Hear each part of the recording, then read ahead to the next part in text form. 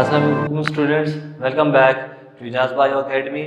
हम डिस्कस कर रहे थे होम्योस्टैसिस के चैप्टर को, जो कि सेकंड ईयर का चैप्टर है होम्योस्टैसिस। इस होम्योस्टैसिस की हमने डेफिनेशन पढ़ी, हमने इसको समझा, इसमें हमने कंपोनेंट्स पढ़े कि इसमें रिसेप्टर होते हैं, कंट्रोल सेंटर होता है, इसमें जो रिस्पांस जनरेट करता है, फिर इफेक्टर्स होते हैं जो कि दोबारा से एम्प्लॉय करते हैं उस रिस्पांस को हम फीडबैक मैकेनिज्म कहते हैं। फीडबैक मैकेनिज्म जो है वो क्या होता है, और उसमें दो तरह के मैकेनिज्म है, नेगेटिव है, पॉजिटिव है, वो पूरा हमने डिस्कस किया है। अगर किसी से वो लेक्चर मिस हो गए हैं तो दोनों लेक्चर्स की जो लिंक है वो नीचे डिस्क्रिप्शन में दिए गए हैं, आप जाके उनको क्लिक करें, पहले उन लेक्चर्स को समझें, फिर उसके बाद आप आएँ इस लेक्चर को जो है अभी हम कंटिन्यू करते हैं और इसी को समझने की कोशिश करते हैं। और जो हमारा आज का जो टॉपिक है वो होगा फैक्टर्स, और फैक्टर्स पे कि कौन कौन से फैक्टर्स हैं, और इसके साथ हम किसी एक फैक्टर को थोड़ा सा डिटेल में भी लेके चलेंगे। तो स्टार्ट करते हैं फैक्टर्स से।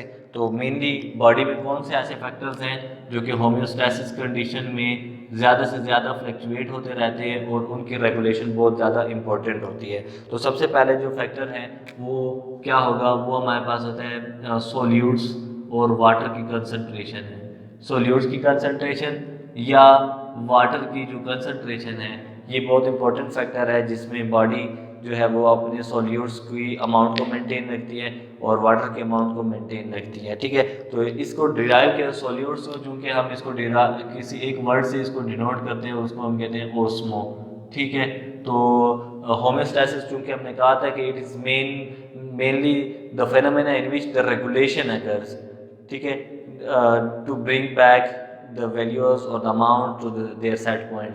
ठीक है, तो ये हमारे पास क्या है, चूँकि सोल्यूट्स है तो सोल्यूट्स की अमाउंट अप या डाउन होगी, या वाटर की अमाउंट अप या डाउन होगी, तो इसकी रेगुलेशन होगी। तो इस वजह से हम कहते हैं कि ओस्मो रेगुलेशन। ठीक है, तो हम इसको क्या नाम दे देते हैं, ओस्मो रेगुलेशन का नाम देते हैं, जो कि सोल्यूट्स और वाटर की कंसंट्रेशन की रेगुलेशन होगी।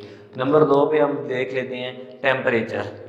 नंबर 2 पे क्या होगा, यहाँ पे होगा, ये होगा टेम्परेचर। ठीक है, हम क्या है, हमारी बॉडी है उसका टेम्परेचर बहुत ज़्यादा फ्लक्चुएट होता रहता है due to infection, due to external environment, गर्मी है, सर्दी है, समटाइम हम नहा लेते हैं, समटाइम हम कोई चीज़ ऐसी खा लेते हैं, मेटाबॉलिज्म की वजह से टेम्परेचर अप डाउन हो सकता है। तो anything which can produce change in temperature, and temperature have to be regulated to come back to its set point. तो हम उसमें देखते हैं, तो टेम्परेचर है, टेम्परेचर को चूँकि तो कहते हैं थर्म। ठीक है, बायोलॉजी की लैंग्वेज में हम इसको क्या बोलते हैं, इसको बोलते हैं थर्म। और इसी तरह ये चूँकि इसकी रेगुलेशन होगी टेम्परेचर की, तो हम इसको कह देते हैं थर्मो रेगुलेशन। तो ये जो फेनोमेना होगा ये होगा थर्मो रेगुलेशन का। नेक्स्ट नंबर 2 पे हम क्या कहते हैं, सोल्यूट्स है, टेम्परेचर है। टेम्परेचर और सोल्यूट्स के अलावा नंबर 3 क्या होगा, तीसरे नंबर पे वेस्ट्स हैं। ठीक है, नाइट्रोजनस वेस्ट है। टिपिकली हम क्या बोलेंगे, नाइट्रोजनस वो वेस्ट जिनमें नाइट्रोजन प्रोड्यूस और नाइट्रोजन बहुत ज़्यादा हार्मफुल है। तो इस वजह से इन वेस्ट का बॉडी से एलिमिनेट होना बहुत ज़्यादा ज़रूरी होता है।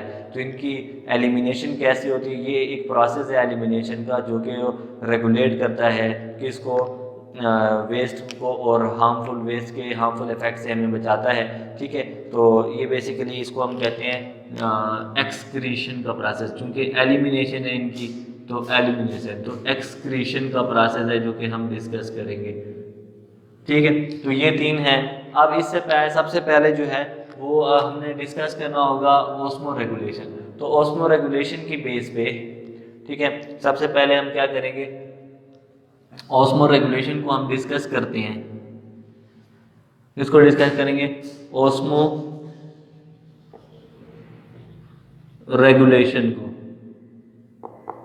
चलिए, ओस्मो रेगुलेशन सॉल्यूट्स की कंसंट्रेशन या वाटर की कंसंट्रेशन है टिपिकली, तो इसको जब हम रेगुलेट करते हैं इसकी रेगुलेशन की, तो इसमें हम सबसे पहले इन्वायरमेंट को डिवाइड करते हैं 3 इन्वायरमेंट से। ठीक है, इन्वायरमेंट को 3 कैटेगरीज में डिवाइड करते हैं। तो कौन कौन सा इन्वायरमेंट हो सकता है, on the basis of solute environment is categorised into 3 groups.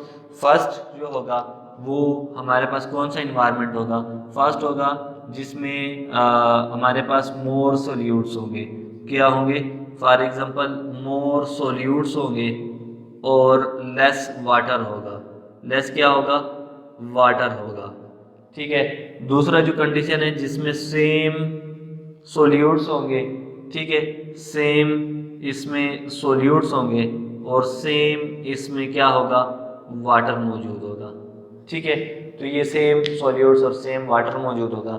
तीसरे नंबर का जो इन्वायरमेंट है जिसको हम डिवाइड करें तो हम कहते हैं कि इसमें जो है वो लेस अमाउंट ऑफ सोल्यूट होंगे और मोर अमाउंट ऑफ वाटर होगा।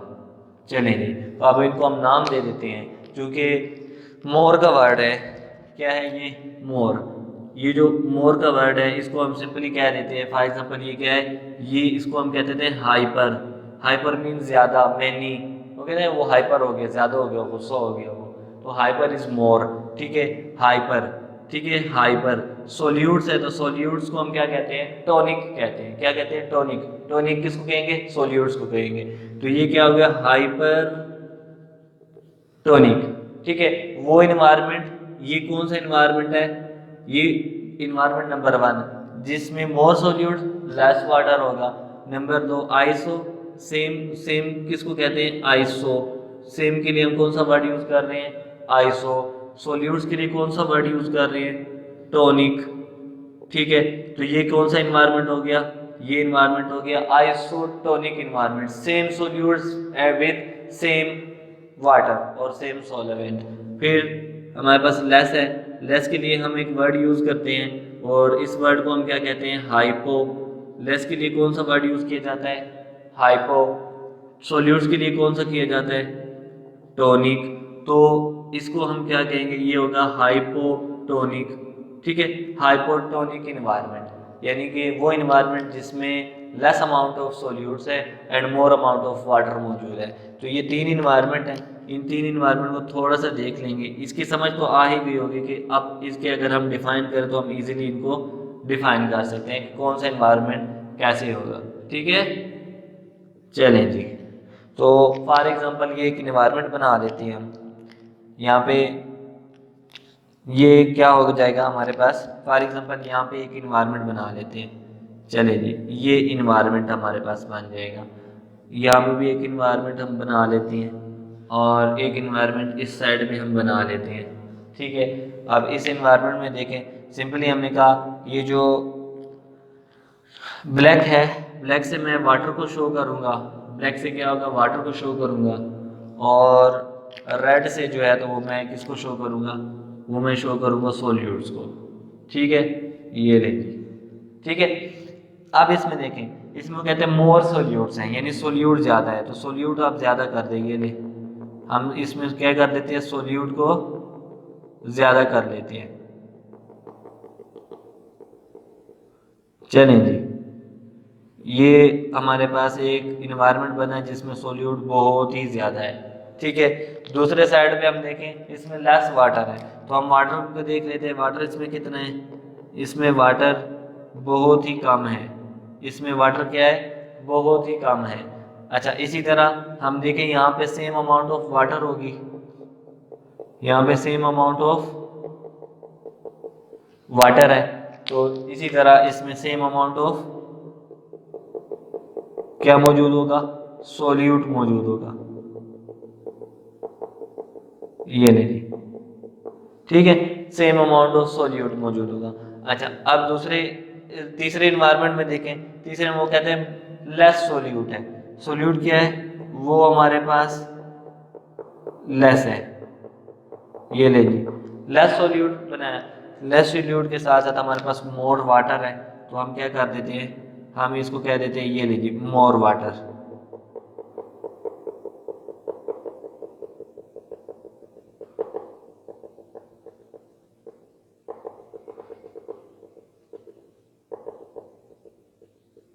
चले जी, ये हो गया मोर वाटर। ठीक है, क्लियर है, ये 3 इन्वायरमेंट है। चले, इन 3 इन्वायरमेंट में हम देख लेते हैं, इन 3 इन्वायरमेंट में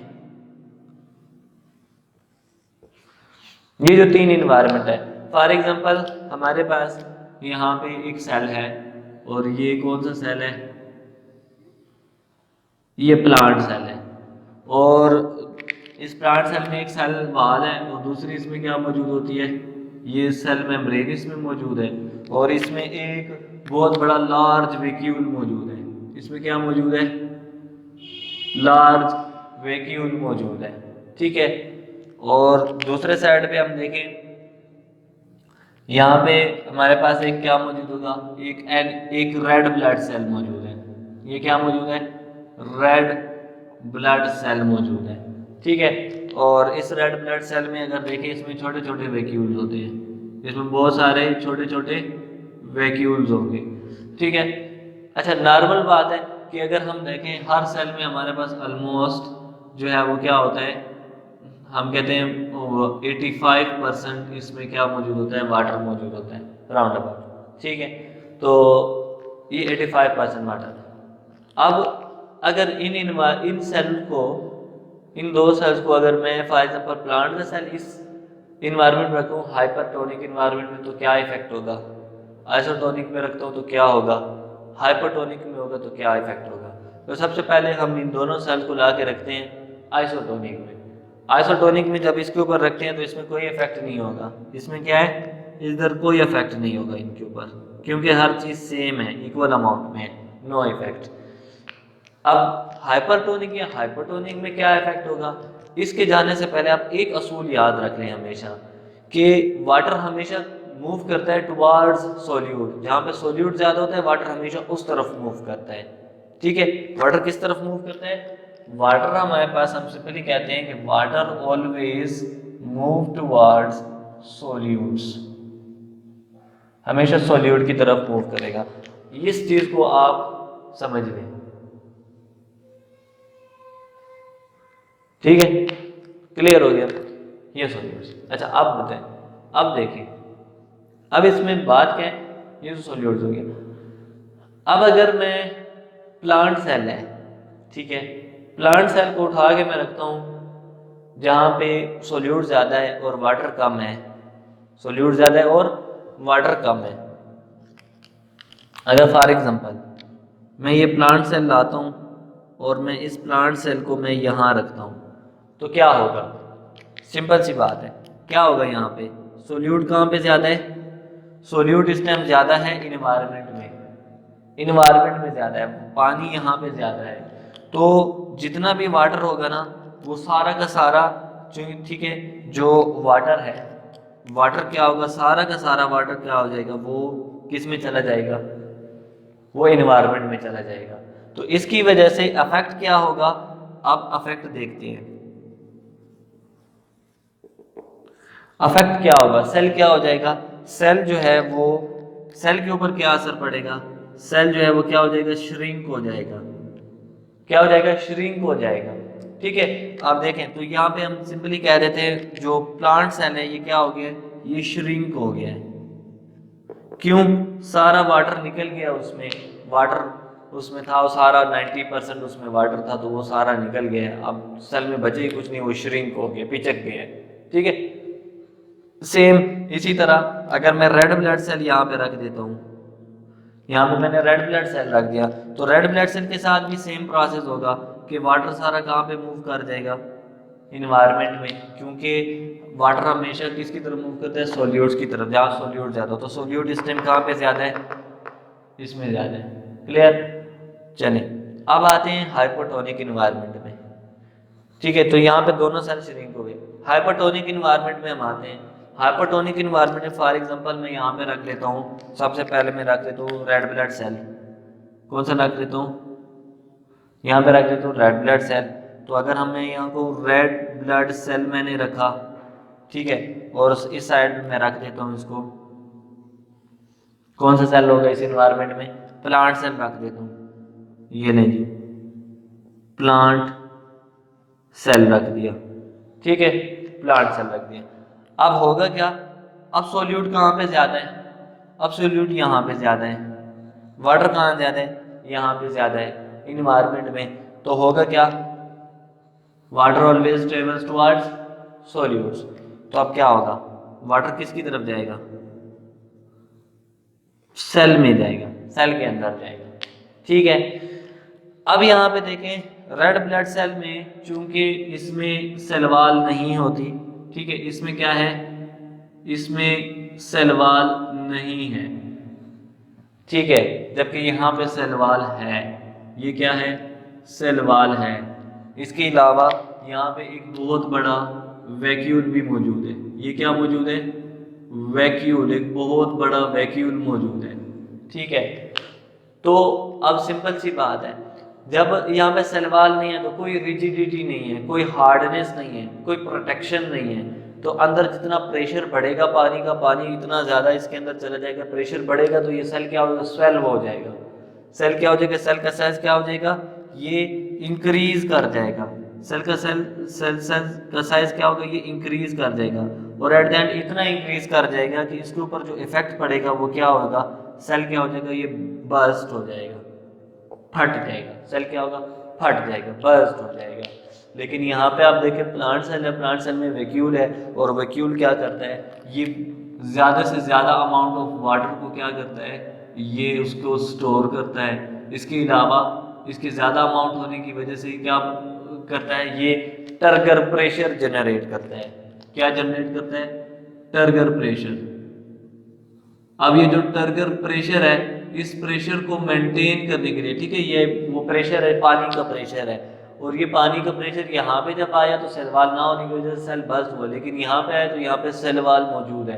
तो सेल वॉल क्या करती है? इस टर्गर प्रेशर को मेंटेन करती है, या इसको अफोर्ड करती है, इसको बर्दाश्त करती है, और बर्दाश्त करने के साथ साथ ये क्या दे देती है? ये इसी टर्गर प्रेशर से फ़ायदा उठाती है और सेल को क्या देती है? रिजिडिटी देती है, सख्त कर देती है, सेल को हार्ड कर देती है। ठीक है, तो इस वजह से जो प्लांट सेल के ऊपर इफेक्ट आएगा वो क्या आएगा?